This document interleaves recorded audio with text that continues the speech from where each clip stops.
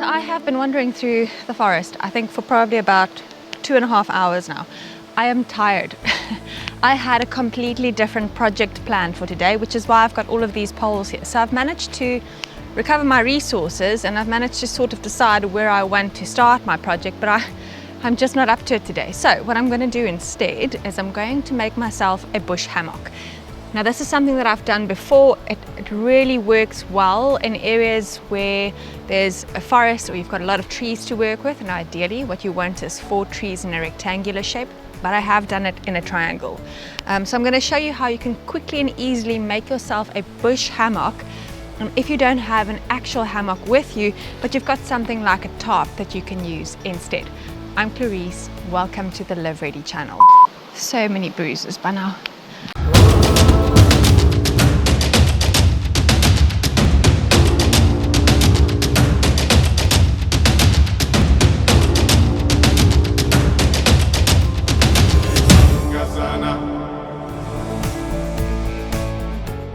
Ideally what you want is 4 trees in sort of like a rectangle shape, and this is really quick work, like it could go really quickly to do this.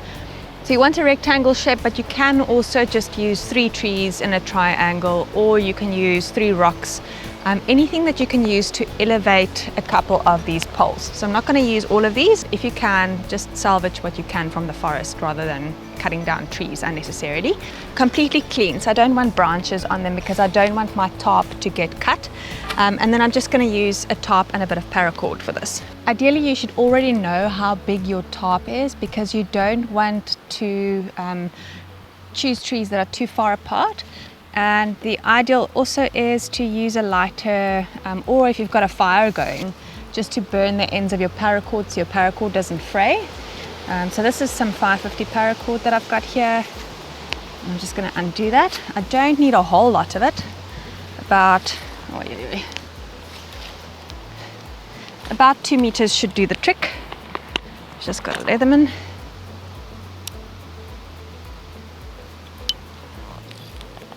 I can now go ahead and tie my poles to the trees. Ideally, you want them at different widths. So I'm putting the narrow part of the one and the wider part of the other together. And the other thing to consider is when you put a crossbar up, which is a good idea for stability purposes, when you put a crossbar up, you want all the forces to be opposed to one another. So when I put a crossbar up, like this one for example, I'm going to make use of that tree over there and its branches that are already in place to just add stability to my structure. Okay, so I've now got 8 pieces of paracord. What I'm going to do here is I'm just going to tie the structure on here. When I teach survival skills courses, I often have the participants build a raft, and I usually teach knot making before I start raft building. And I think they think that I'm strange saying that we're going to build rafts. But the reason why it's important to know your knots really well and to trust the knots that you make is because if you're just building a structure like this for hanging pots or something like that, it doesn't bear a lot of weight. But the minute you need to use that same knot to carry your weight, especially on something like a raft, if it comes apart and you're out to sea, you're probably going to swim with the sharks. So it's good to be able to trust your knots. So if you haven't watched my series on essential survival knots, I'm going to link them here as I make these knots. And if you're unsure about how any one of these knots are made, you can just click on the link and go and follow that tutorial. All right, so I've made an end of the line bowline. I'm going to make it into a running bowline. Okay, and I'm just going to do a square hitch around the tree, sort of at the same height that that is. So I'm using those branches to support my log here. So I'm going to go around, over, under, and around this way, and around the front, and around this way, and I kind of want it to form a square. Okay, so I've done 2 wraps. Because this is a temporary shelter or a temporary bed, I'm not going to like put a whole lot into this. If you weigh a lot, do 3 wraps and 3 fraps. I'm just going to do 2 for now. This is going to be quite solid and I'm quite happy with that. I'm going to do a frap now, which goes around this way. So this is a square hitch. 1 frap, So I've done 2 wraps and I've done 2 fraps. That should hold my weight. Now I'm going to do a clove hitch. So I'm going to go crisscross, and where my cross is, when my tail end comes back around, I'm going to go underneath that cross. And that is going to tension on itself, but it's also really easy for me to undo. So if I make a bed now and in an hour from now I decide, okay, I'm done resting, I can really quickly undo that, pack up my gear and move on to the next place. How long you cut your pieces of paracord is really going to depend on how thick the tree is that you're working with. If you have a thicker tree, then your paracord should be a little bit longer, because getting around it is then going to require a bit more cord. Okay, so I'm going around there. And you can cut it longer as well if you feel like you need to do 3 fraps and 3 wraps. Okay, there we go. So this is a longer piece, is it? Should be. Okay, so that's 2 wraps. I'm gonna do 2 fraps. 1, 2. You could always sleep on the ground as well. It's just a thought. You don't have to build a hammock shelter or a hammock bed. Okay, and then my clove hitch again here, just across. And go underneath the cross. The beauty of a clove hitch is it tensions on itself. There we go. That's 1. And that's going to secure it quite nicely. And now I can proceed to just use the same square hitch to actually tie these ones to my crossbars, or I can tie them to the trees themselves, which provides a little bit more support to my structure, but it really depends on what you need. To the tree.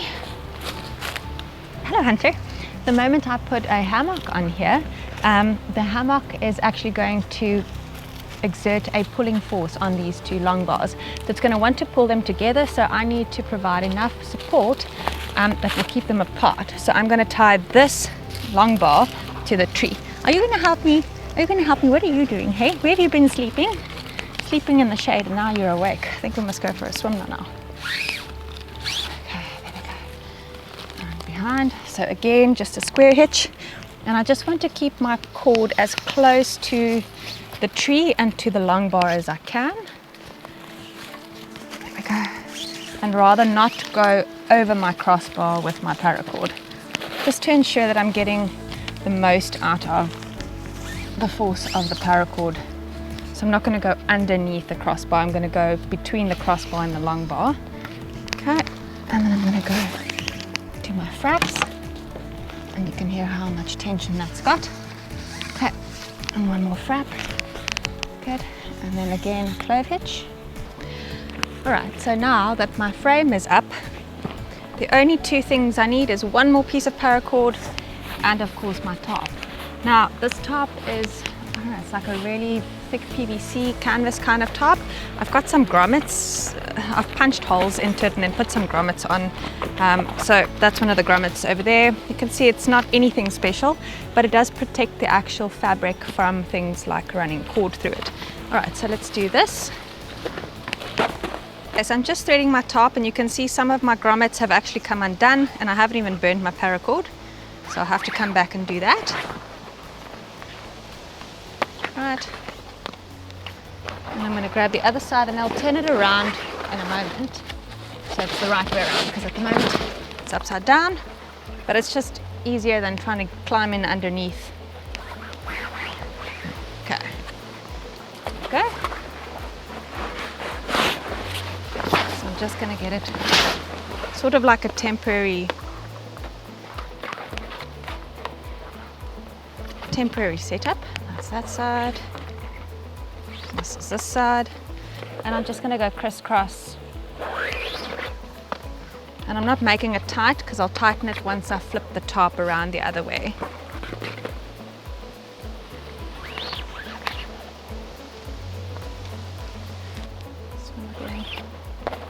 When I get to the top here, I'm just going to do a temporary knot. It's just a temporary knot, so it can be absolutely anything, whatever you find works. And now what I can do is I just flip the whole top.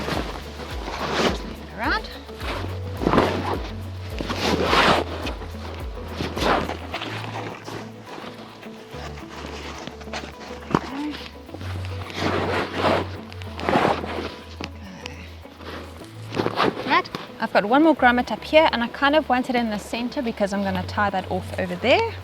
And I've got one grommet down here, which I can do the same with. So I'm just going to try and space that out. It's not always going to be perfect, so where it's got too much fabric, just fold it over. That one's fine.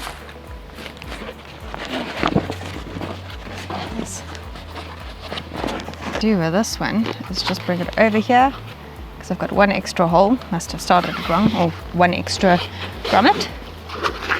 Okay, and then I just pull it together and it strings the whole top together. And you can decide how much tension you want on that. Really is going to be up to you.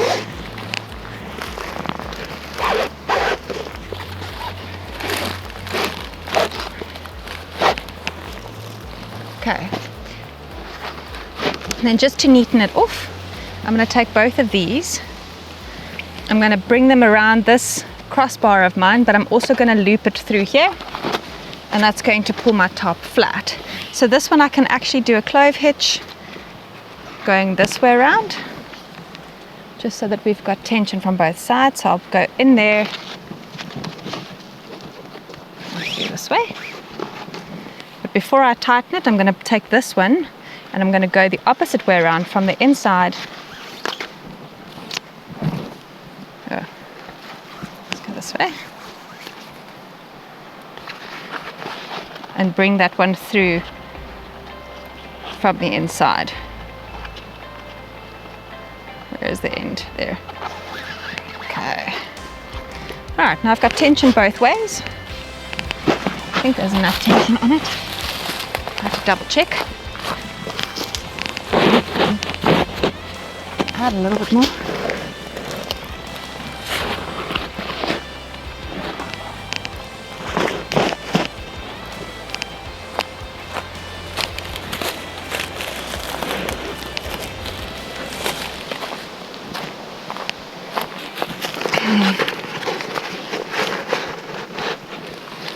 Yep, so that's about as much tension as I can put on it.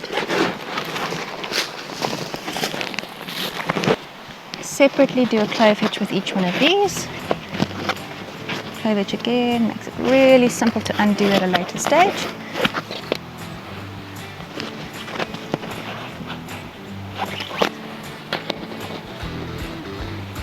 Hello, what are you doing? What are you doing? Hello, are you playing games?